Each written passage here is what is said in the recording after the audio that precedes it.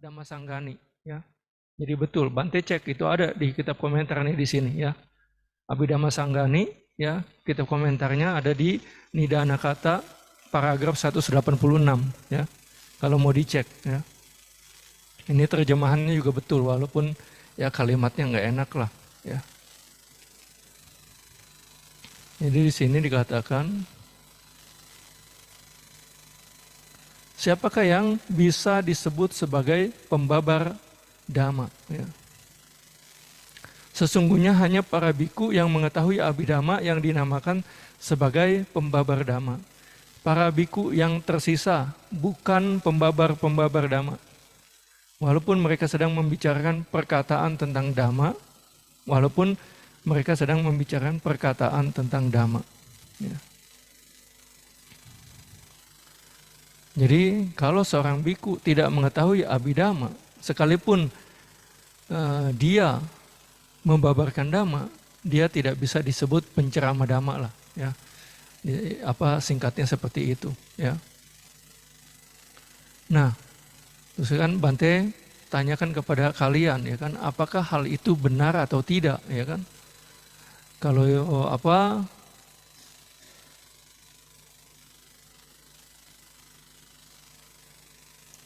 Nah, di sini dijelaskan berdasarkan kitab komentar karena hal itu dikatakan oleh Bante Moggallana dan perkataan tersebut disetujui oleh Sang Buddha. Ya. Itu sutanya panjang, kalian harus baca, makanya Bante kasih unjuk itu ada di Majjhima Nikaya. Ya. Itu kemungkinan salah nangkep kalau memang berasal dari situ. Ya. Tapi Bante nggak bahas yang itulah, ya, terlalu panjang. Tapi kalian bisa baca itu Mahagosingga Sutta, ya.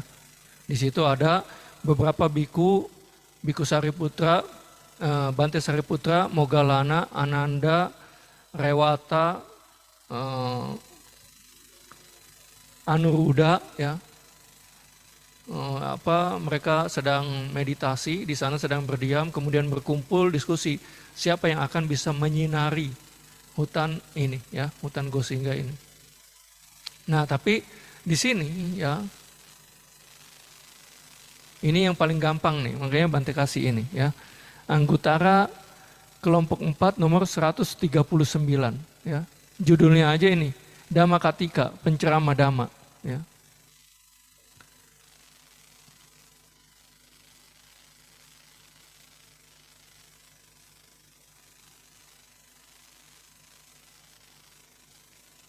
Nah, ini dia, ya.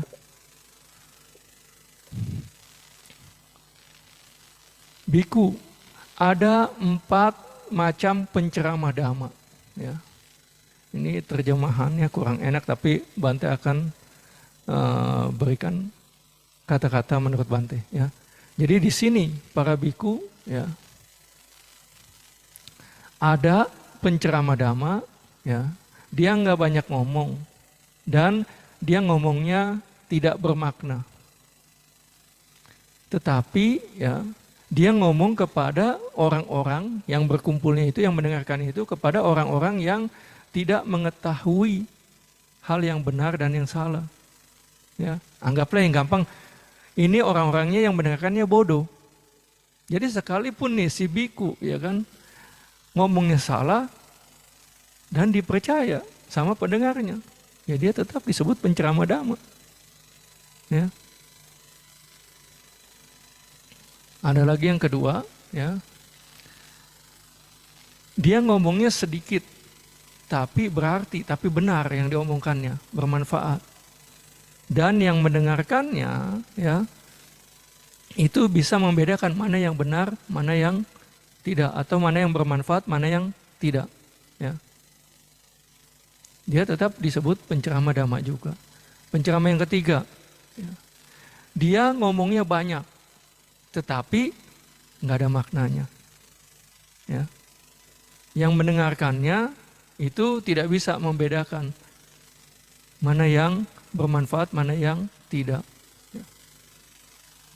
Yang keempat, dia ngomong banyak dan omongannya itu bermanfaat atau benar.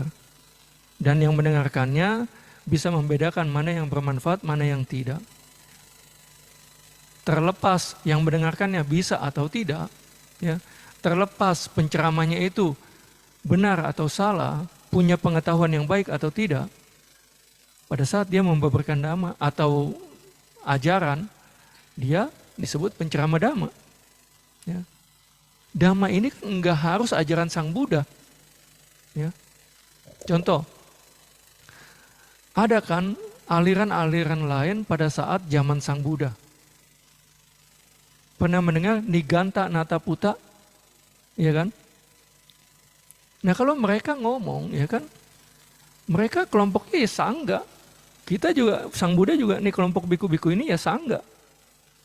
Mereka biku-biku itu dalam Niganta Nataputa ya sangga juga. Sangga itu kan kumpulan. Ya. Nah kalau mereka ngomongin tentang ajaran mereka, mereka ngomong tentang dhamma kita gitu loh. Jadi kalau dia ceramah, ya kan, ya saya ceramah dhamma, dia pembabar dhamma, walaupun dia bodoh, walaupun nggak ngerti abhidhamma. Ya. Nah, oke lah itu secara umum. Sekarang kita tinjau lebih spesifik, ya kan? Apakah memang harus sekarang kita nggak usah melibatkan orang lain, aliran lain, hanya di sini. Jadi dhammanya adalah ajaran Sang Buddha. Kita nggak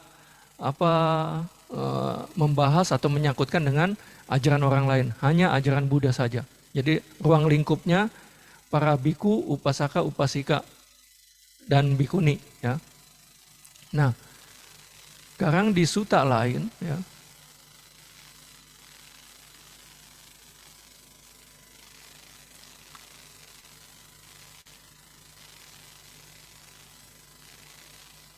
wah tunggu mana kok Dhammakatika ini tadi.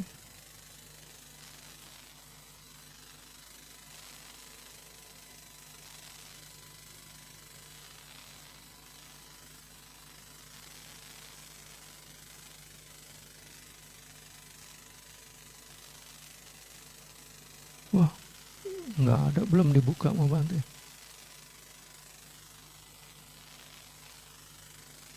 Ini aja diganti.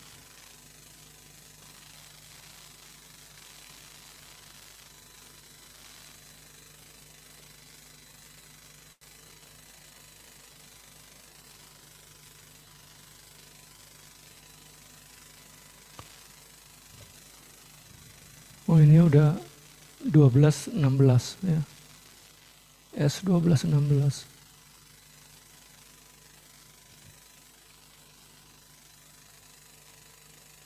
Kok nggak bisa?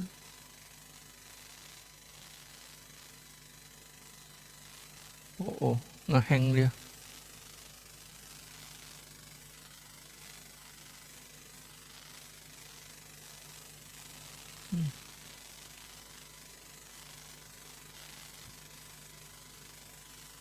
Ih, kok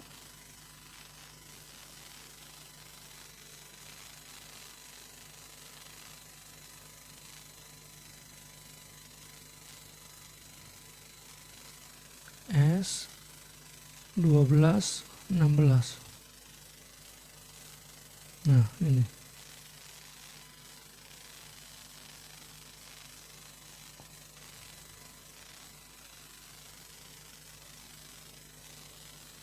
Ya. Dhammakatika juga, penceramah dhamma, ya. Ini jadi di Sawati, ya kan, seorang biku kan datang kepada Sang Buddha, dia berkata, penceramah dhamma, ya. Apa itu Bante yang dimaksud dengan penceramah dhamma atau seseorang yang dikatakan sebagai penceramah dhamma? Biku, jika seseorang mengajarkan dhamma untuk tujuan mencapai kemuakan, rasa muak, berpaling arah dari umur tua dan kematian, ya.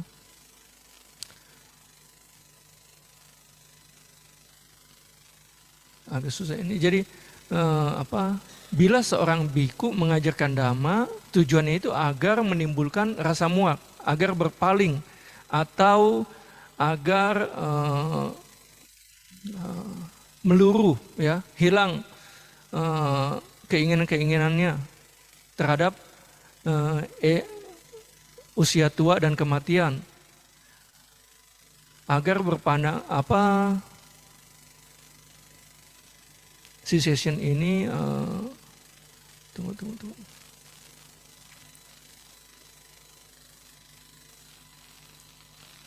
Nih, jika seorang biku ya, dia berceramah dengan tujuan nibida, itu menimbulkan rasa muak terhadap umur tua dan kematian.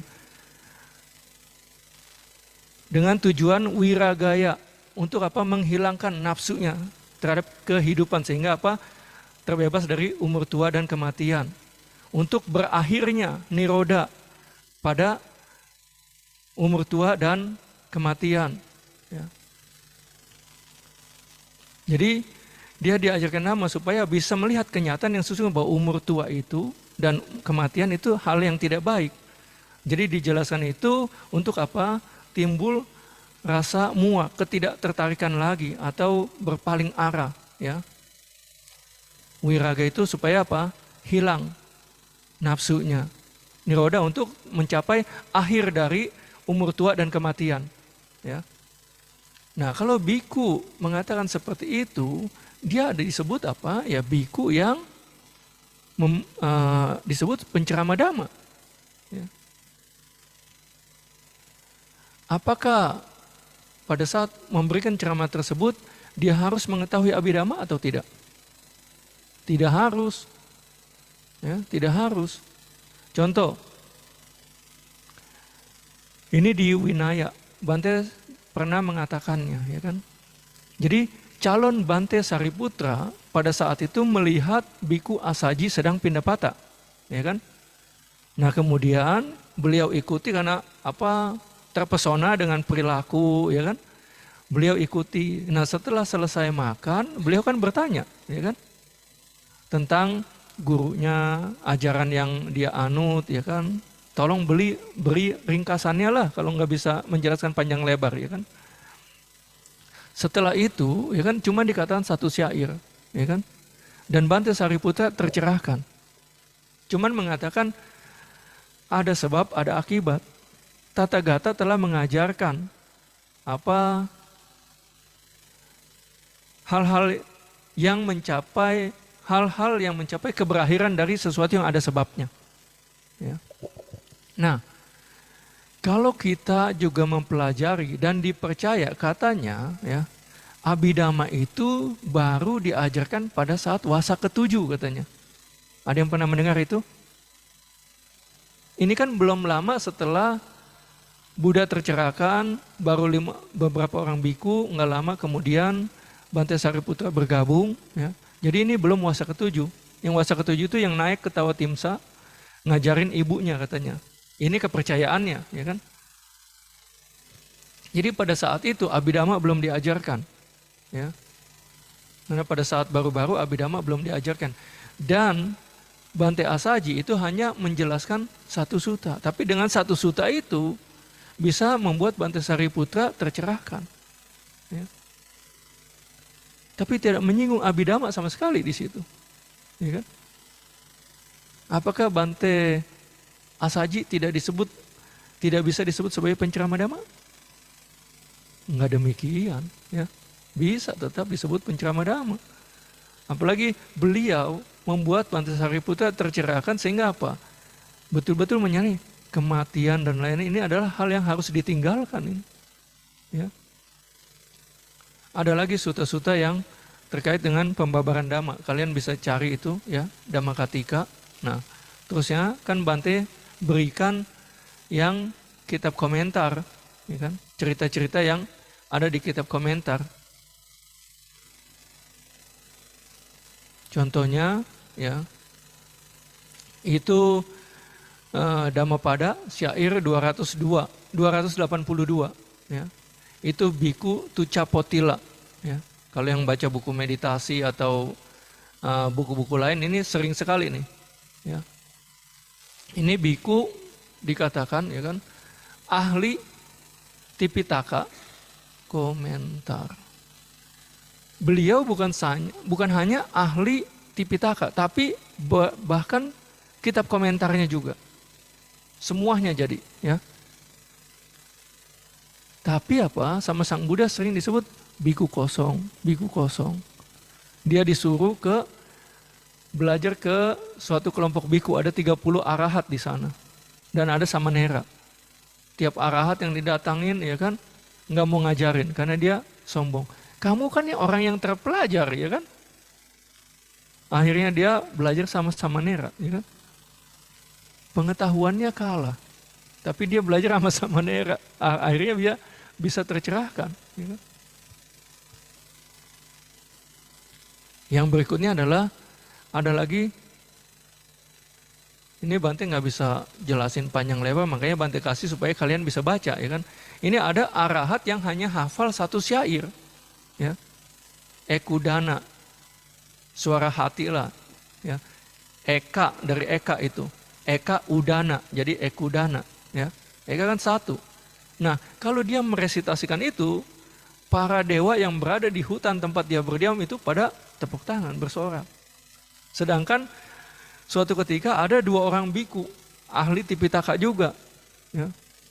Wah, ini nanti pasti banyak yang mendengarkan. Nah, setelah biku ini menjelaskan dhamma panjang lebar, nggak ada yang tepuk tangan. Ya kan? Kenapa? Ini biku cuman biku teori. Ya, hanya biku teori ini. Ya. Jadi yang betul-betul disebut pembabar dhamma, ya khususnya orang yang betul-betul telah mengerti lah. Ya. Walaupun dia bisa cuman sedikit, kalau dia mengerti betul-betul, ya, dia bisa disebut penceramah dhamma. Bahkan tadi di sutta yang anggutara kelompok 4 itu, yang nggak ngerti dhamma dengan baik pun kalau dia ngomong ya dia disebut penceramah dhamma. Ya. Jadi nggak cuman hanya biku-biku yang mengerti abhidhamma. Nah sekarang Bante ingin tunjukkan satu hal lagi. Ya.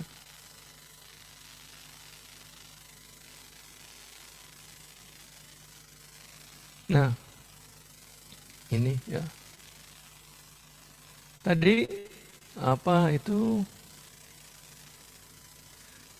kan diambil dari komentar Dhammasanggani kan? Ya kan? Ini ya, Dhammasanggani. Komentarnya itu siapa yang bikin? Nih, Bante Buddhaghosa, ya. Kemudian ya kita lihat sutta, ya. Dhammapada. Kitab komentarnya siapa yang bikin? Bante Buddhaghosa juga. Di satu sisi katanya, berdasarkan komentar tulisan beliau, ini bukan ngejelekin beliau ya.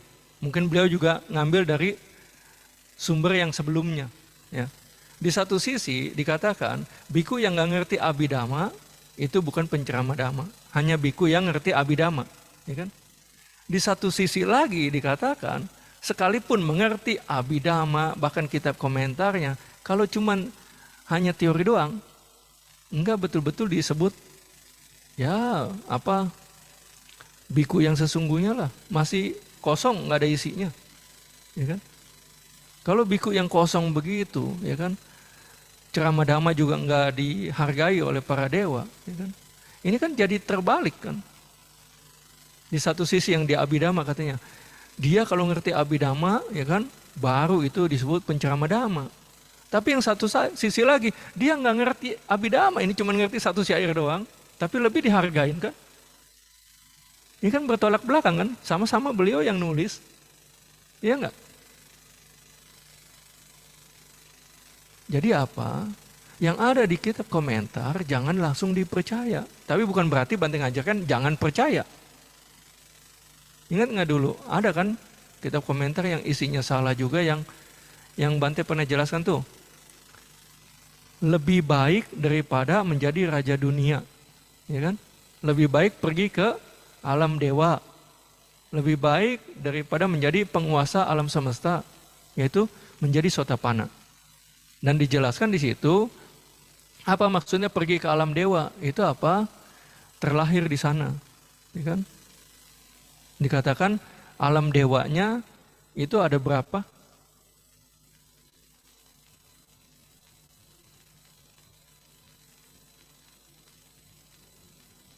Pergi ke alam dewa maksudnya itu sugati apa? Sugatinya itu ada berapa?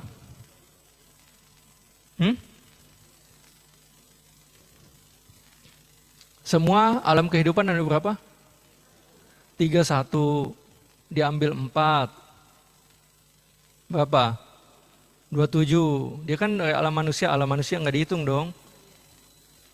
Berarti 26. Ya kan? Nah, di antara 26 itu, ya kan? Ada alam yang 5 itu alam sudawasa kan? Nah, kalau dia lahir ke alam sudawasa, apa sotapannya lebih baik dari yang itu? Enggak kan? Jadi itu nggak bisa dihitung kan? Ya, berarti itu isinya salah. Ya, yang 5 sudawasa nggak boleh dihitung, itu kan lebih tinggi, ya kan? Ya, jadi kalau kita belajar dengan baik, ya kan? Ini kan kualitas semakin rendah. Jadi apa?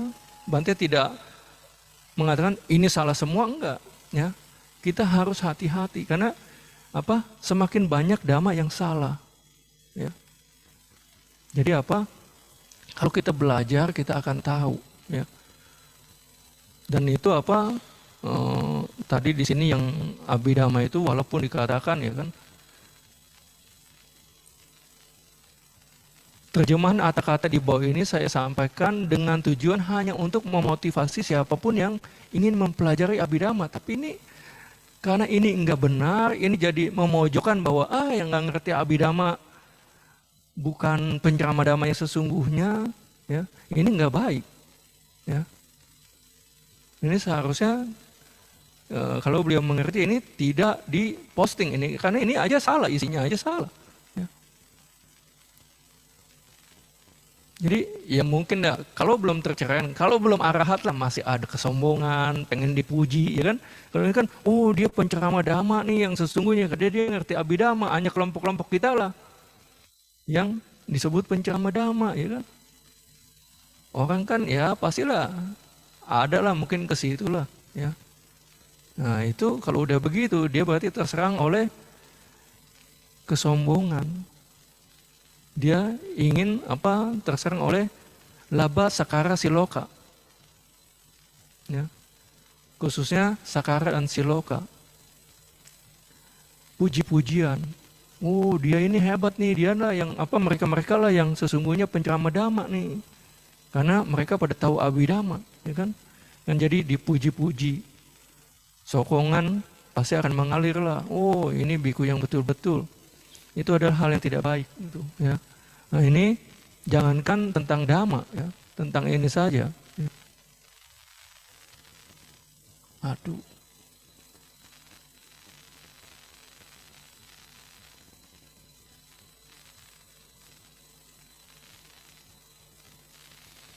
Nah ini Milhaka Sutta, biku perumpamaan Sang Buddha tentang kumbang pemakan kotoran ini. Ya.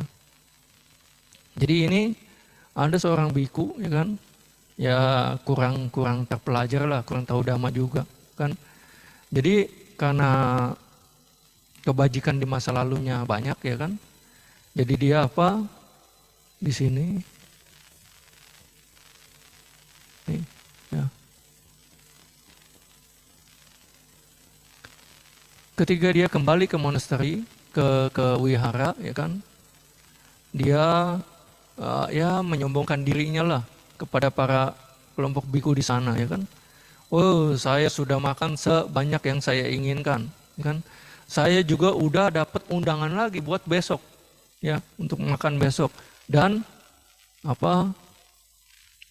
sokongan makananku itu, dana makananku itu sangat berlimpah, ya kan. Aku adalah biku yang memperoleh jubah, memperoleh makanan, memperoleh tempat tinggal, memperoleh obat-obatan, ya kan. Tetapi biku-biku ini, maksudnya kepada teman-temannya itu, kebajikannya sangat kecil, ya kan. Iya, nggak dapat macam-macam lah, ya kan. Nah, Sang Buddha berkata, ya, dia pada saat itu pikirannya itu terjajah, dikuasai oleh oleh perolehan, oleh penghormatan dan kemasyuran, laba sakara siloka ini. Nah karena itu, karena dia merendahkan, menganggap biku-biku ini ya kebajikannya kecil, kan? Dia karena terserang itu, dia akan mengalami penderitaan untuk jangka waktu yang lama itu, ya. Ya. Jadi harus hati-hati ya. Walaupun kita baik, kita tahu dhamma, kita nggak perlu menyombongkan lah. Ya. Jadi harus hati-hati dan ingatlah, jangan mudah percaya apapun yang dikatakan sekalipun hal itu dari kitab komentar atau bahkan nanti Bante tunjukkan. Itu Sutta Sang Buddha sendiri itu harus kita teliti betul-betul. Isinya betul apa enggak ya. Oke lah, itu saja yang Bante ingin sampaikan. Jadi dhamma sudah simpang siur, sudah banyak terjadi hal-hal yang salah. Jadi harus hati-hati dan betul-betul manfaatkan waktu yang ada untuk berlatih, untuk belajar sungguh-sungguh dan berlatih sungguh-sungguh. Sehingga kalian punya fundamental dhamma yang mantap. Kalau bisa tercerahkan di kehidupan ini juga, ya. Sekarang silakan yang ingin bertanya, ya.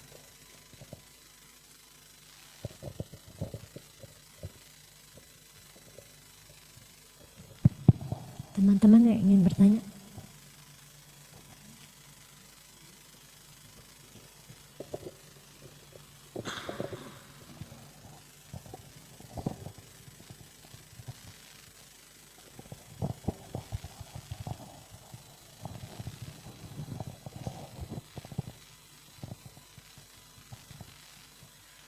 Terima kasih Bante, saya izin bertanya.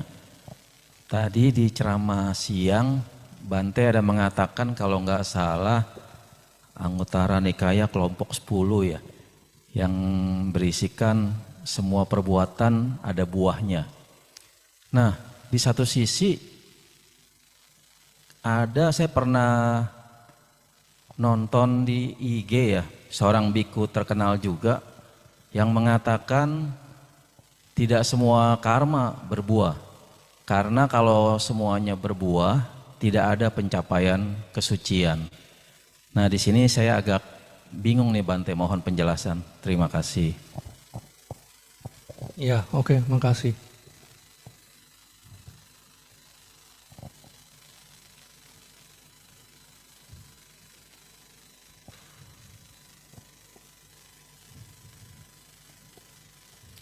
Tunggu.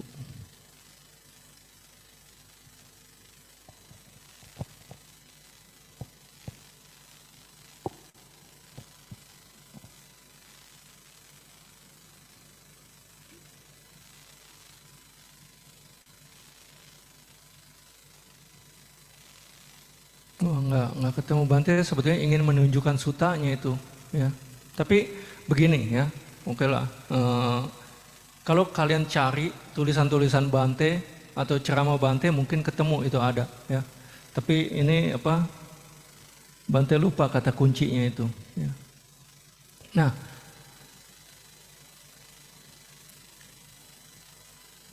ada karma yang tidak berbuah karena tidak terkondisi.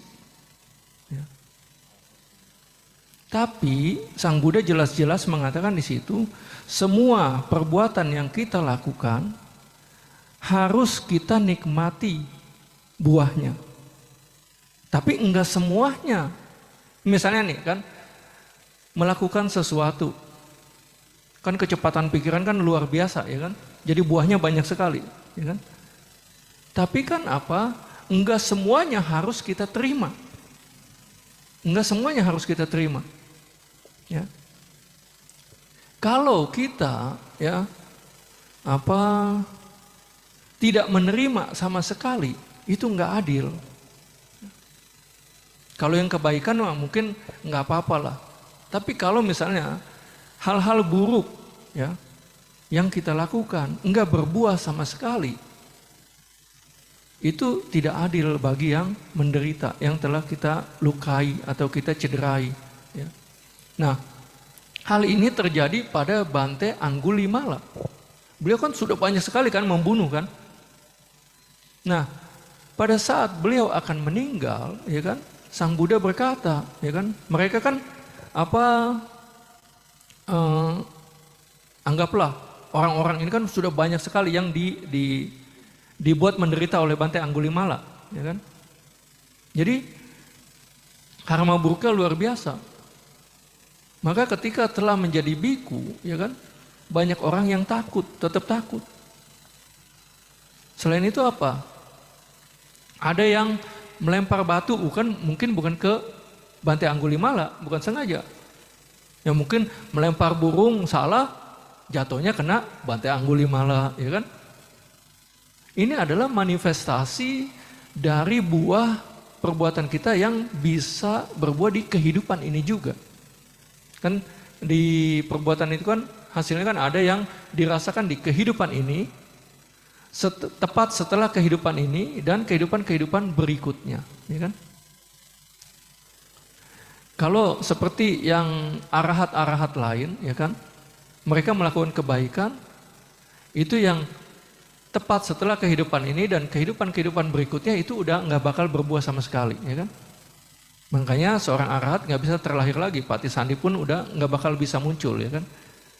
Tapi yang berbuah saat ini, ya kan, itu kan masih bisa dinikmati, ya. Makanya kan Bante sudah jelaskan, bahkan Sang Buddha saja masih menerima perbuatannya, ya. Contoh Sang Buddha sakit, ya kan? Di ceramah Bante sebelumnya sudah Bante katakan ini, khusus yang ceramah ODM sebelum ini, jadi bulan Mei itu, ya. Sang Buddha sakit, ya, sakit perut, disentri. Beliau ngasih tahu Bante Ananda, Tathagata sakit. Coba ke dokter Jiwika, nanya atau minta obat lah istilahnya, ya kan? Kemudian Bante Ananda ke sana, dikasih obat. Pada saat Sang Buddha menerima obat, apakah hal itu murni dari buah karma masa lalu? Enggak lah, kalau Sang Buddha enggak minta Bante Ananda ke sana, dokter Jiwika kan enggak bakal tahu kan? Iya kan?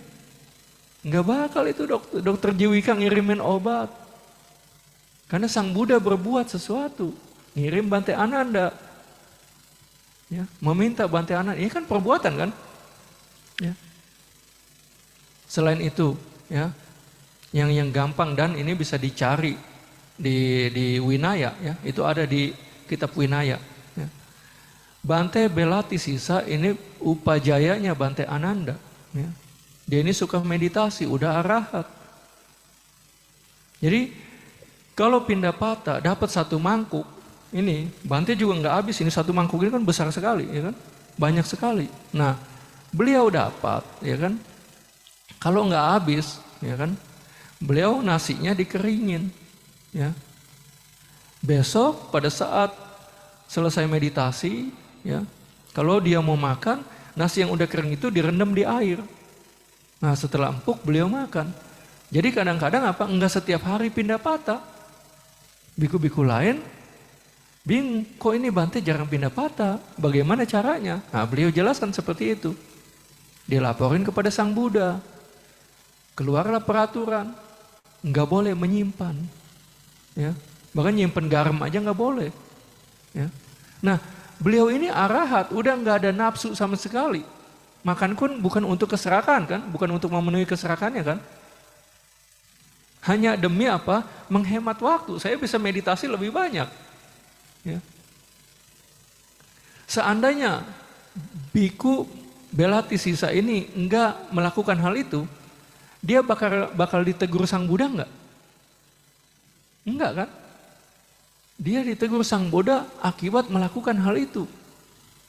Jadi buah dari perbuatannya itu mengakibatkan apa? Karma yang masak di saat ini, ya, itu muncul dan ditegur Sang Buddha akhirnya. Kalian kan belajar kan? Pada saat kalian melakukan perbuatan buruk, ya, buah dari perbuatan buruk itu apa?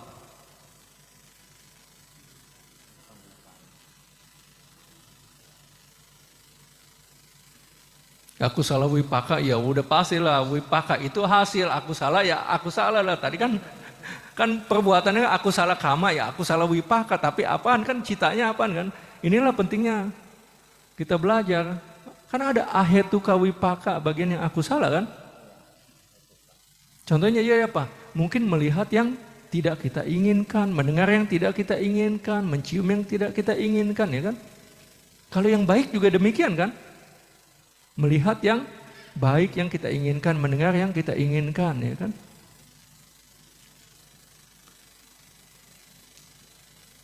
hal itu mungkin sangat rendah, ya kan? Tapi hal itu terjadi. Ya. Mungkin kita enggak menyadari, misalnya, ya kan, melakukan sesuatu, ya kan, yang tidak menyenangkan, ya kan? Akibat hal itu, ya kan, mungkin di perjalanan, ya mungkin aja ada yang berbuah langsung, ada yang tidak berbuah langsung, tapi di kehidupan ini juga akibatnya apa? Melihat sesuatu yang tidak menyenangkan atau mendengar yang menyenangkan. Tapi karena ini sifatnya sangat kualitasnya sangat lemah, kadang-kadang enggak dianggap oh ini bahwa hasil perbuatan saya saat ini. Tapi contoh yang lebih gampang begini, ya.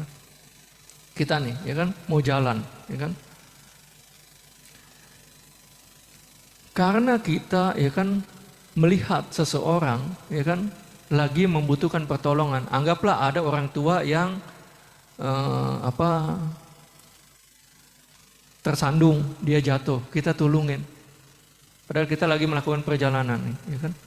Nah, itu kan perbuatan baik, ya kan. Nah, seandainya seorang tersebut tidak menolong orang tua yang terjatuh tersebut, mungkin di depan dia akan menemui hal yang tidak menyenangkan.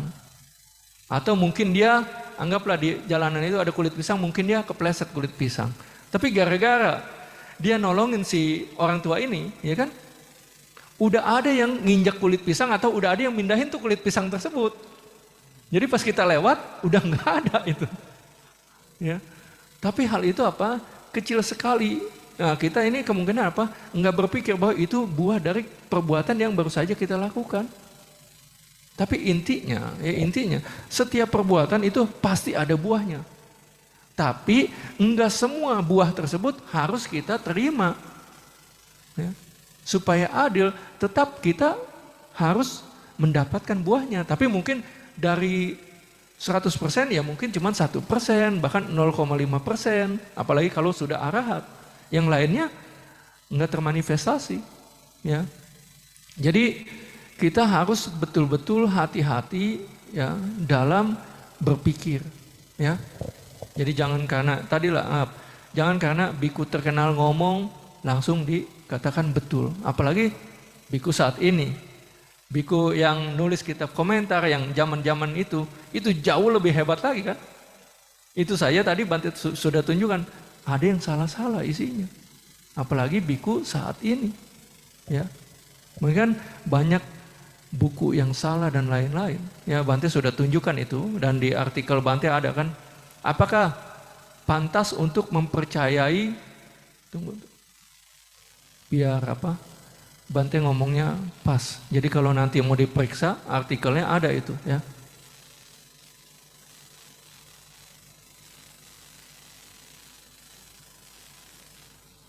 Apakah pantas? Oh, pantaskah kalau nggak salah?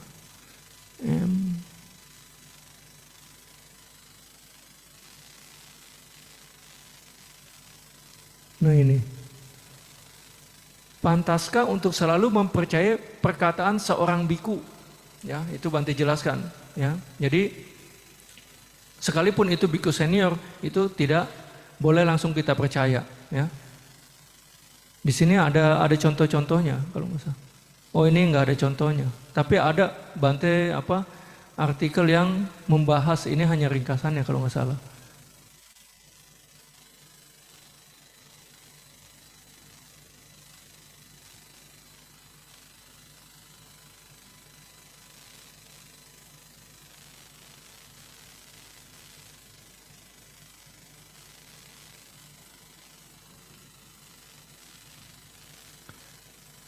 Oh ini nih. Apakah ada biku sepuh yang pernyataannya layak dipertanyakan atau yang berpandangan salah? Ya. Nah itu kalau kalian mau lihat ya contohnya itu ada. Ya. Jadi kalian bisa unduh di internet itu. Ya. Di sini ada ini tentang pembahasan karma dan lain-lain. Ya. Nah ini ya contohnya nih. Ini Bante foto dari sebuah buku ya. Setelah mencapai parinibbana, Sang Buddha dengan kekuatan nilai-nilai luhurnya membabarkan dhamma kepada seorang biku terkemuka hingga mencapai kesucian. Setelah parinibbana, Sang Buddha masih bisa membabarkan dhamma lagi. Setelah parinibbana, fenomena mental dan jasmaninya masih ada apa enggak? Enggak ada kan? Terus ya apanya yang bisa membabarkan dhamma ini? Kalau fenomena mental doang bisa nggak membabarkan dhamma?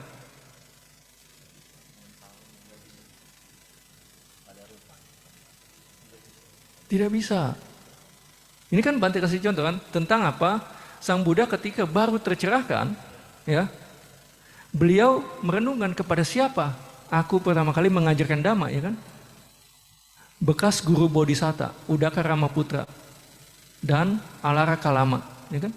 Dua-duanya sudah di alam arupa jana ketiga dan keempat kan? Kok Sang Buddha nggak membabarkan dhamma kepada mereka? Karena nggak bisa, mereka nggak bisa mendengar, ya kan? Indera pendengarannya nggak ada. Sang Buddha masih hidup, nggak bisa membabarkan kepada orang yang nggak mempunyai fenomena materi. Sekarang Sang Buddha udah nggak mempunyai fenomena materi, bagaimana bisa membabarkan dhamma? Ya enggak? Ya. Ini apa? Tulisan seorang biku terkenal, ya. Ini juga yang tentang apa? Bante Moggallana ini bawahnya. Setelah meninggal dunia, beliau menyatukan tubuhnya kembali, melayang terbang untuk menemui Sang Buddha, menuturkan peristiwa yang terjadi dan mohon pamit.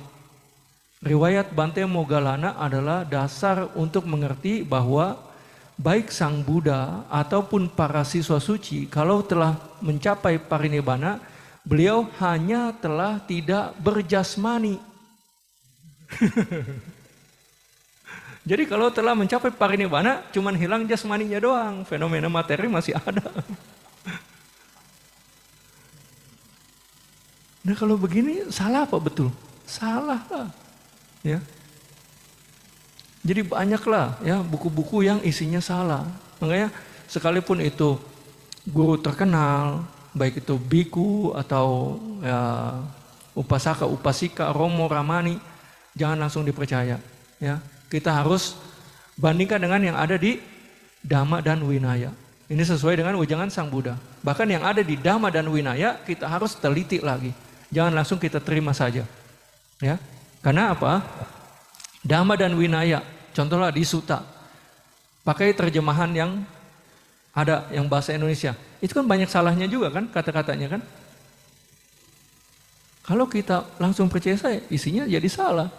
Karena isinya salah, udah terjemahan jelek, kata-katanya jelek, pemahamannya sulit ditangkap, akhirnya kita mempraktekkan yang salah, ya.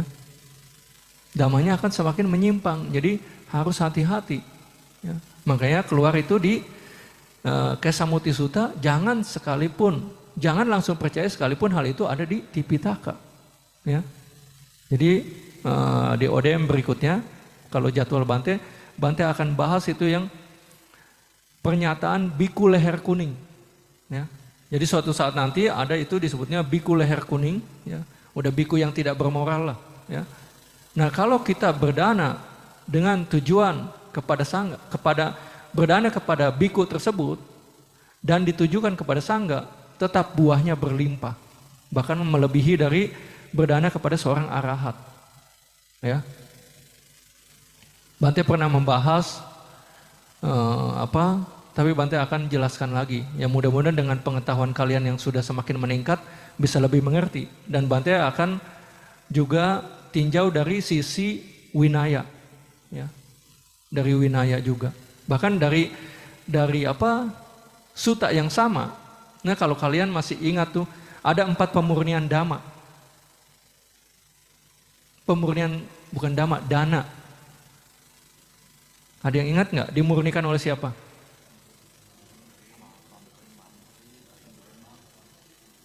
Bisa pemberi, anggaplah nggak usah urut nih, Bante lupa urutannya.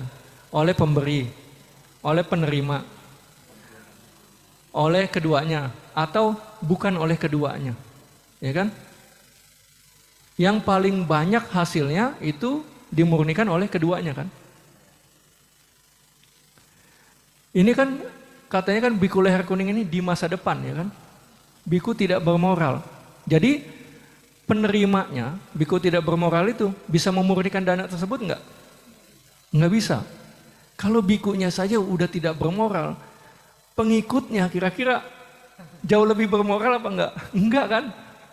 Ini kira-kira sama-sama tidak bermoral kemungkinan ya kan? Pada saat itu dana tidak dimurnikan. Enggak bakal buahnya bisa lebih besar dari pemberian kepada seorang arahat ini.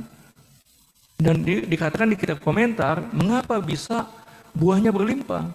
Karena yang kita berikan itu, ini berlaku bagi biku, sangga, baik masa lalu, masa saat ini, dan yang akan datang. Setelah Bante renungkan lagi, ini nggak benar. Sedangkan Sang Buddha saja ngomong, danakan kepada sangga untuk sangga saat ini dan sangga yang akan datang. Itu ada di Winaya itu. Pada saat Bante Anathapindika atau saudaranya yang dari Raja Gaha itu memberikan wihara. Danakan kepada sangga untuk sangga saat ini dan yang akan datang. Jadi yang lalu nggak diikutkan. Contohlah, nggak apa-apa dibahas sekarang karena nanti takutnya nggak cukup waktunya. Bante Sariputra masih ada nggak?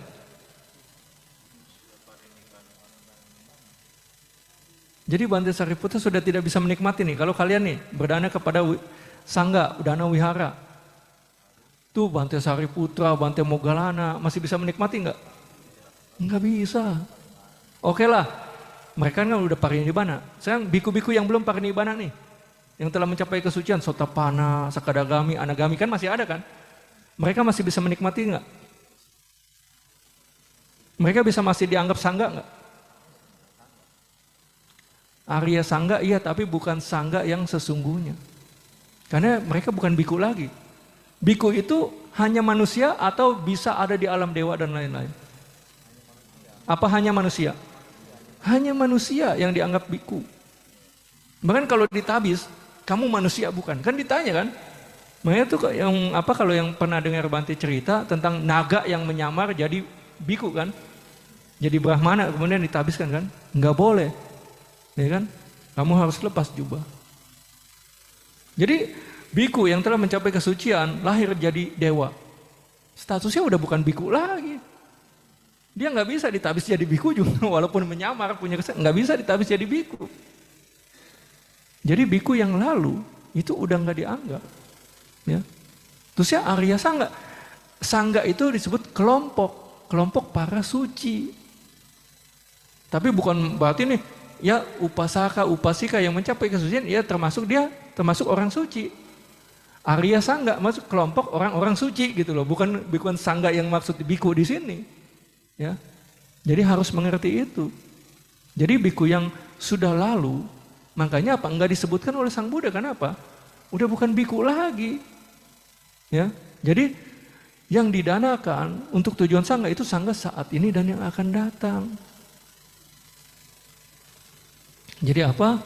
Ya banyak sekali lah kerancuan-kerancuan lah. Ya jadi apa? Nanti kalau ada waktunya ya Bante akan bahas lah. Ya waktunya tinggal 2 menit. Tapi kalau ada satu pertanyaan lagi nggak apa-apa. Ya silakan. Apakah masih ada? Ya silakan. Izin bertanya Bante. Di dalam 10 parami, di parami pertama ada dana. Itu ada pandangan kalau seorang arahat yang sudah menyempurnakan salah satu paraminya, kita contohkan dana. Itu pandangan itu benar atau tidak ya Bante? Makasih. Oh, jadi dalam 10 parami itu kan ada parami pertama tentang dana. Ada pandangan mengatakan bahwa apabila ada seorang arahat itu sudah menyempurnakan salah satu parami. Kita contohkan parami itu adalah tentang dana. Apakah pandangan ini benar atau tidak ya Bante? Oke, Bante ingin menyimpulkan pertanyaan dulu. Apakah Bante benar atau tidak menerimanya ya? Jadi pertanyaannya kurang lebih ya. Apakah untuk menjadi seorang arahat setidaknya harus punya kesempurnaan dari salah satu parami? Ya kan? Ya bisa saja dari dana atau apa gitu ya kan. Itu Bante nggak punya referensinya, tapi kalau menurut Bante ini tidak benar. Ya, ini tidak benar. Ya. Jadi kalau kalian baca Sutta atau Winaya ya, sebetulnya nggak ada konsep parami. Sebetulnya nggak ada konsep parami. Ya, ini berkembang baru belakangan. Ya. Jadi ada kan contoh nih, ya kan? Bante pernah cerita itu tentang seorang biku dari kalangan yang di luar kasta, outcast, udah sangat rendah sekali. Itu bikunya ya apa sih? Cuman nyapuin sampah, mengutin bunga-bunga kering. Jadi dia udah lebih rendah dari kasta terendah itu. Ya. Orang-orang yang seperti itu, ya, kalau ada orang pembesar lewat, dia harus berpaling. Ya. Karena kalau ngelihat muka dia itu membawa suek katanya. Ya kan? Nah, ini biku bisa seperti itu, ya kan? Karena perbuatan buruk, mungkin juga karena dananya kurang, ya kan? Tapi toh dia jadi arahat juga. Ya kan? Jadi kalau menurut Bante ya, tidak harus memiliki kesempurnaan dari salah satu parami ya. Apalagi kalau cuma berdana. Ya, ingat tadi di Jalan Mulia Berselapan itu nggak ada dana. Ya. Jadi Bante ingin tegaskan lagi, selama Bante belajar ya, sebetulnya konsep parami itu nggak ada. Ya, konsep parami itu nggak ada. Sang Buddha bebas kok. Ada orang datang, ya silakan tabiskan, silakan ditabiskan. Ada salah satu orang miskin juga. Ini miskin sekali, udah agak tua. Akhirnya apa?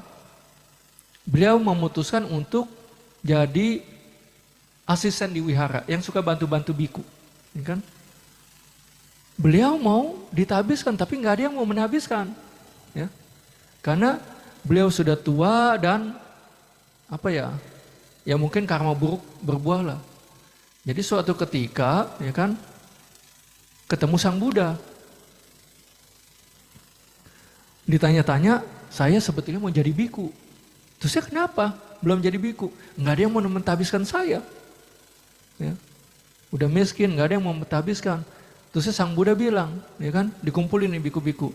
Para biku, ini si A ingin jadi biku. Apakah ada yang pernah mendapatkan pertolongan dari dia? Apa ada yang pernah menikmati hal atau kebaikan dari dia? Nah, Bante Sariputra, ada, saya pernah mendapatkan sedikit dana atau apa gitu, ya kan? Terusnya apa? Nah, karena hal itu akhirnya Bante Sariputra bersedia mentabiskannya. Ya. Di sini terlihat sekali bahwa dia jarang berdana, hidupnya juga miskin. Mungkin masa lalu juga jarang berdana. Dan di kehidupan ini pun dia jarang berdana sekali karena emang gak punya uang. Ya. Tapi dia tetap bisa ditabiskan. Yang penting dia mempunyai tekad yang kuat. Atau sekarang contoh lah, ya, apalagi zaman dulu nih. Kalau kalian baca Winaya, Bante pernah jelaskan. Ada penjahat, ya kan? Lagi dikejar-kejar buronan, masuk ke wihara, ditabiskan. Udah jadi biku nggak bisa ditangkap. Akhirnya apa? Diproteslah sama raja, ya kan? Bante, penjahat nggak boleh ditabiskan lah, perampok. Makanya kan ada penghutang, ya kan? Jadi kalau mau ditabiskan ditanya tuh, punya hutang enggak? Punya status ya mungkin masih residivis apa enggak, punya penyakit apa enggak, penyakit-penyakit yang parah pada saat itu, karena ada. Dokter kan susah, dokter Jiwika itu sibuk ngurusin Raja Bimbisara dan keluarganya lah, ya. Dan sibuk ngurusin sangga, anggota sangga, ya kan. Jadi ada orang kaya pun mau berobat susah. Tapi kalau biku, wah betul-betul dilayani. Akhirnya apa? Dia masuk jadi biku. Setelah sembuh dia keluar lagi. Ya. Ada yang seperti itu. Jadi apa? Itu dibebaskan oleh Sang Buddha, siapapun yang mau berjuang, ya, nggak pandang kasta, nggak pandang apa, dia bisa. Ya. Nah, masalah jadi arahat apa enggak itu tergantung apa? Perjuangannya. Ya, perjuangannya. Ya, jadi apa? Ada yang kebajikannya sedikit, tapi yang penting, ini yang paling penting, kebijaksanaannya sudah cukup. Iya, kalau yang lain-lainnya nggak terlalu penting lah. Yang penting adalah kebijaksanaannya. Ya, jadi makanya Bante tuh di buku meditasi juga Bante jelasin nih, mengapa kita harus memfokuskan diri pada pengembangan kebijaksanaan, karena ini yang paling penting. Ya, nggak perlu konsentrasi tinggi-tinggi, konsentrasi harus tinggi, tapi nggak perlu sampai mencapai jana. Bante tidak anti jana, ya. Tapi kenyataan tidak harus mencapai jana, memang bisa juga. Ya. Jadi konsentrasi harus tinggi, tapi tidak perlu mencapai jana. Jadi kita harus belajar baik-baik. Ya. Nah, kalau kita belajar baik-baik itu, kita akan tahu nggak perlu punya parami yang sempurna. Ya. Jadi ya Buddha pengecualian lah, karena beliau kepalanya dari para arahat, ya, yang tidak ada bandingnya lagi. Jadi beliau harus mempunyai kualitas yang luar biasa sekali. Ya, tapi kalau untuk yang biasa-biasa saja, ada arahat yang seperti Bante Sariputra, punya 4 pati sambidamaga dan lain-lain. Ada arahat yang kualitasnya kayak tadi itu, cuman bisa 1 syair doang, nggak bisa ceramah dhamma banyak-banyak, nggak punya pengetahuan dhamma yang banyak, ya kan? Tinggal juga ya mungkin pas-pasan lah di hutan. Ada Bante Siwali, wah berlimpah dananya, ya kan? Tapi semuanya bisa jadi arahat. Jadi nggak perlu sempurna dalam parami, ya. Yang penting kalian punya bibit kebijaksanaan yang cukup. Ini sekali lagi sebagai terakhir, kalau kalian betul-betul berlatih pada saat ini dan bisa mencapai pandangan terang yang keempat, bisa melihat timbul dan tenggelam di kehidupan ini juga, artinya kalian bisa mencapai kesucian. Berjuanglah sungguh-sungguh, ya, masih bisa dicapai. Jangan malas-malasan, karena pengetahuan yang keempat ini nggak bisa dicapai tanpa meditasi. Sekalipun kalian punya dari masa lalu, ini nggak bakal muncul, nggak bakal keluar kalau nggak dikondisikan dengan berlatih. Ya, kalau kalian kondisikan dia keluar, berarti kalian memang bisa menjadi setidaknya sotapana di kehidupan ini juga. Jadi harus berjuang sungguh-sungguh. Kalau gagal, kita telah berjuang, pengetahuannya jadi mantap, fundamental damanya jadi mantap, di kehidupan yang akan datang bisa cepat jalannya. Ya, oke lah. Sekian, kita tutup dengan melakukan aspirasi dan pelimpahan jasa.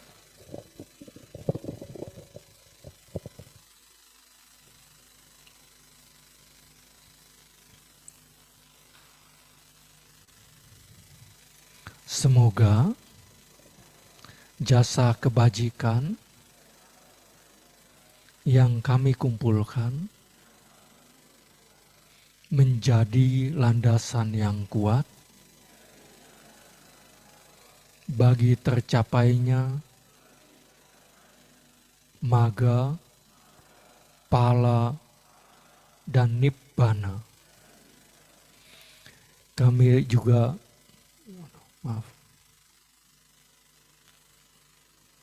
kami limpahkan semua jasa kebajikan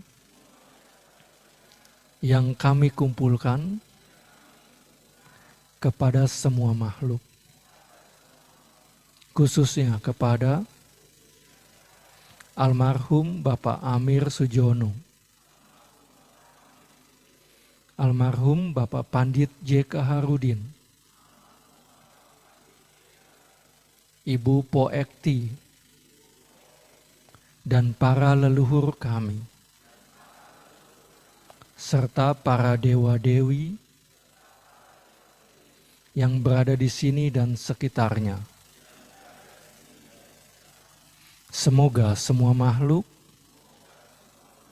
dapat berbagi dan menikmati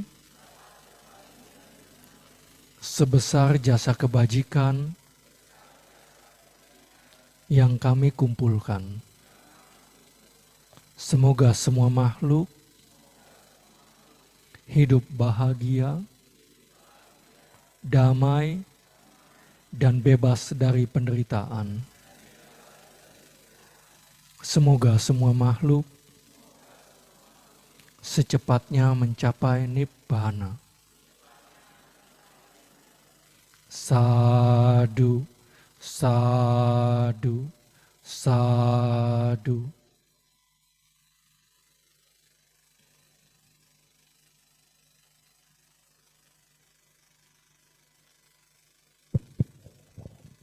Mari teman-teman kita memberikan penghormatan kepada Bante.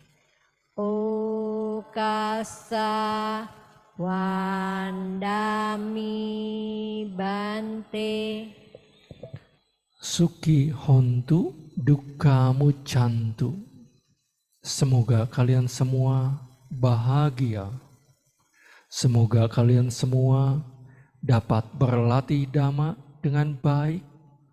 Semoga kalian semua secepatnya merealisasi magga, pala, dan nibbana. Sadu, sadu, sadu.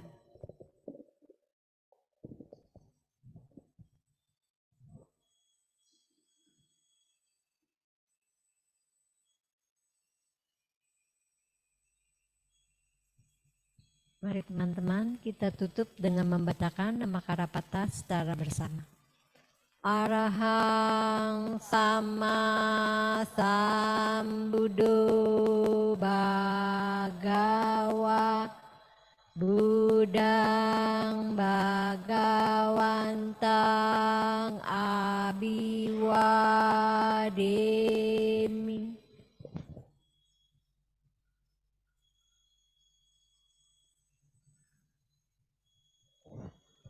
Swakato bhagavata dhammo dhammang namasami.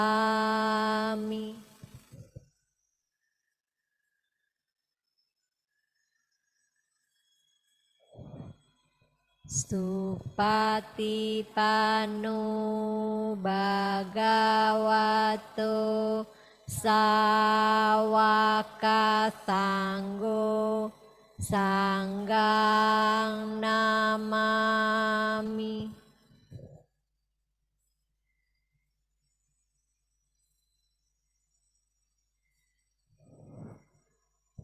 Sabe sata bawantu sukitata.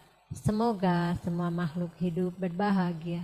Sadu, sadu, sadu.